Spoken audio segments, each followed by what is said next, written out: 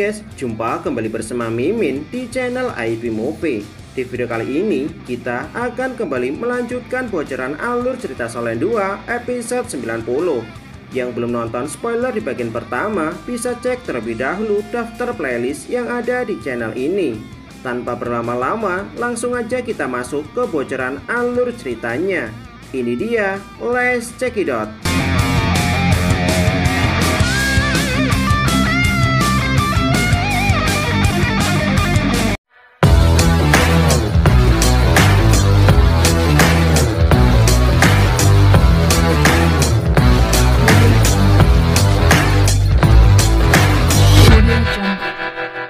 Tidak berselang lama, ketika Iho kembali melepaskan kemampuan mata takdir, Yan Feng tiba-tiba merasakan jika jantungnya berdebar sangat kencang dan perasaan aneh mulai menyelimuti tubuhnya.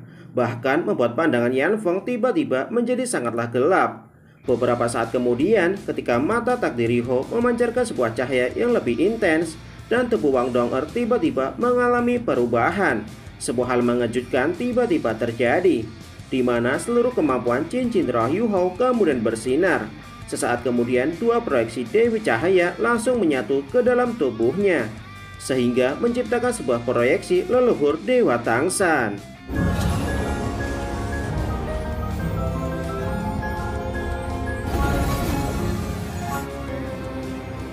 Kejadian ini seketika membuat guru kekaisaran, Jushi, Jing Hongchen, dan para petinggi kerajaan bulan lainnya merasa terkejut.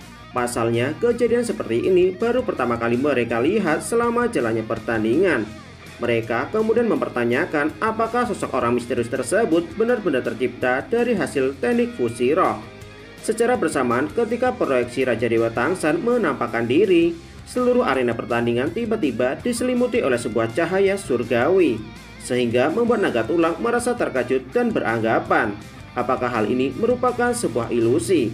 Ketika naga tulang sedang memikirkan hal ini, proyeksi Dewa Tangsan kemudian langsung melesat bagaikan sambaran petir ke arah Raja Kerangka. Sesaat kemudian melepaskan energi spiritualnya untuk menghancurkan tubuh Raja Kerangka. Menyadari jika Raja Kerangka telah tewas, seketika membuat Yan Feng merasa ketar-ketir. Terlebih lagi, energi spiritual dari sosok tersebut dapat menimbulkan perubahan hukum alam yang hanya dapat dilakukan oleh seorang Master Roh bertitel Doulu. Sehingga Yan Feng beranggapan jika sosok orang misterius yang berada di hadapannya saat ini memiliki energi spiritual yang jauh berada di atasnya. Terlebih lagi, dirinya tidak dapat bertahan lebih lama untuk mempertahankan bentuk avatar rohnya. Menyadari hal ini, Yan Feng kemudian berniat untuk menggunakan seluruh kemampuan rohnya untuk menentukan hasil pertandingan. Mengabaikan hal tersebut, proyeksi Dewa Tangsan kemudian mengangkat salah satu jarinya, sehingga menimbulkan reaksi energi spiritual yang sangat luar biasa.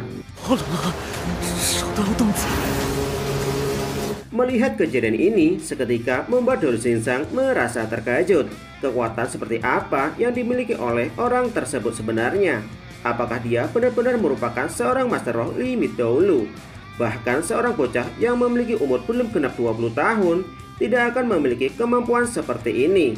Tidak berselang lama ketika avatar roh naga tulang melesat ke arah sosok misterius untuk menyerang, proyeksi Dewa Tangsan kemudian mengangkat salah satu lengannya untuk memblokir serangan tersebut. Ledakan energi yang terjadi seketika membuat Dou Xingzang merasa terkejut. Dou Xingzang beranggapan jika setidaknya kemampuan tersebut sebanding dengan seorang master jiwa 8 cincin roh. Dou Xingzang tidak menyangka meski Yu Hao dan Wang Dong'er hanya memiliki kemampuan 5 dan 6 cincin roh, namun penggabungan dari kemampuan mereka berdua sebanding dengan seorang master jiwa 8 cincin roh. Menyadari jika energi spiritualnya mulai melemah, Yan Feng kemudian mengatakan, "Bolehkah aku mengetahui nama dari teknik tersebut?" Namun dengan nada dingin, Yu Hao mengatakan jika tekniknya disebut sebagai kebanggaan permaisuri es dan salju. Mendengar hal ini, Yan Feng kemudian mengucapkan terima kasih kepada Yu Hao. Sebelum pada akhirnya tubuh Yan Feng mengalami keretakan dan hancur.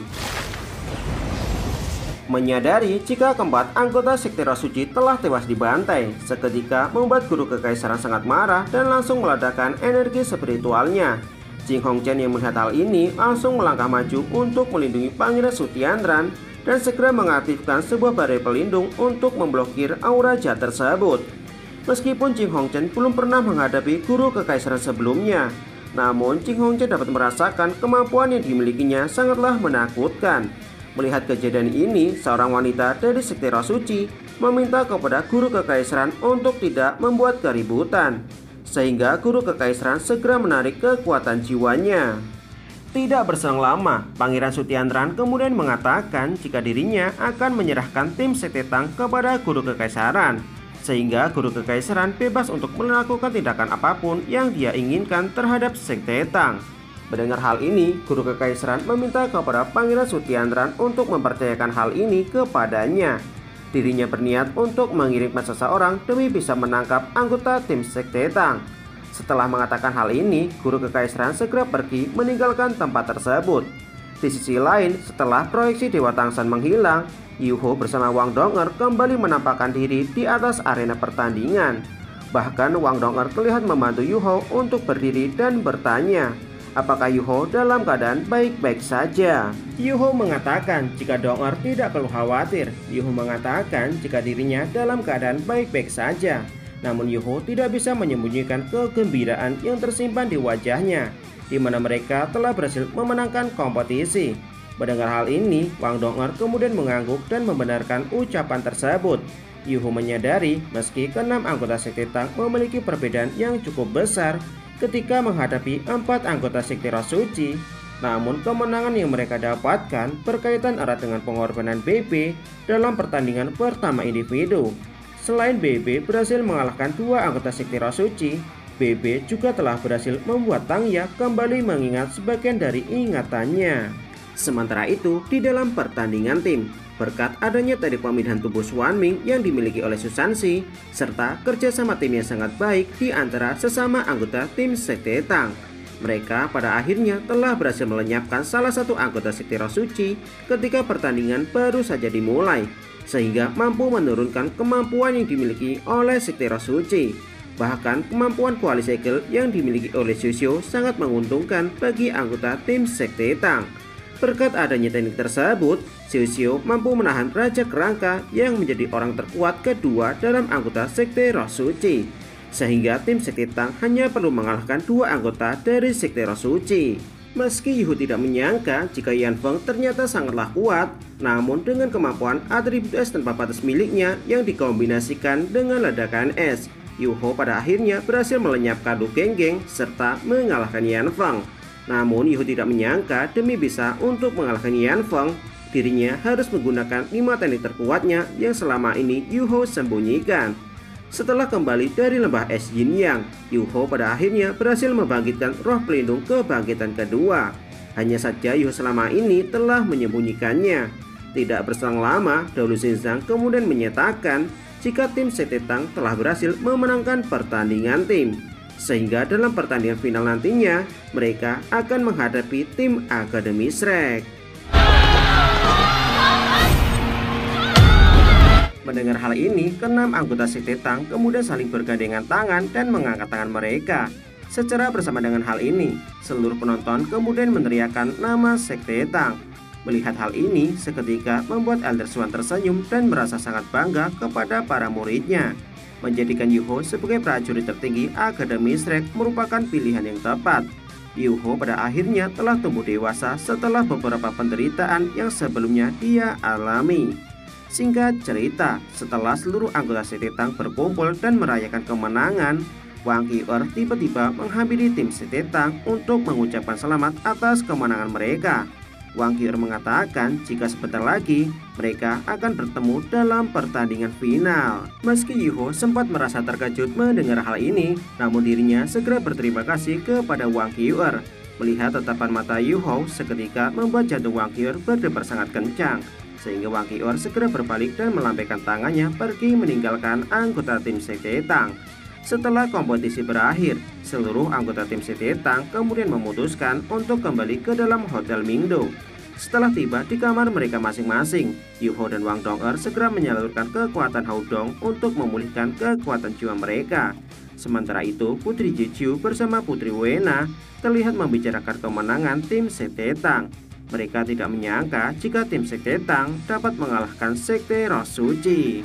Putri Jiu kemudian bertanya kepada Putri Wena, apakah dia mengetahui kemampuan apa yang digunakan oleh Yu dan Wang Dong'er.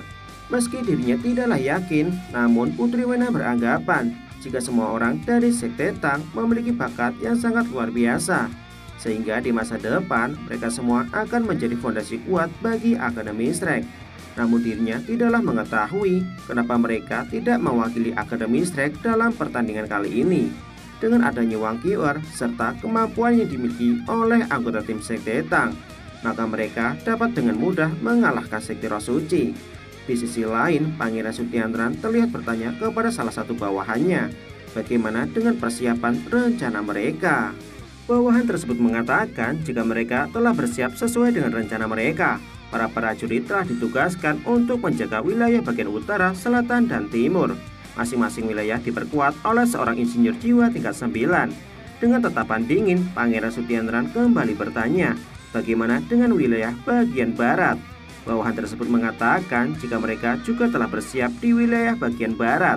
Mendengar hal ini seketika membuat Pangeran Sutiantran merasa cukup senang dan memperingatkan kepada bawahannya tersebut untuk tetap waspada, sehingga dalam waktu 2 hari ke depan mereka dapat mengantisipasi kemungkinan yang mungkin terjadi. Setelah mengerti dengan hal ini, bawahan tersebut kemudian segera pergi meninggalkan ruangan Pangeran Sutiantran. 也是不可接受的。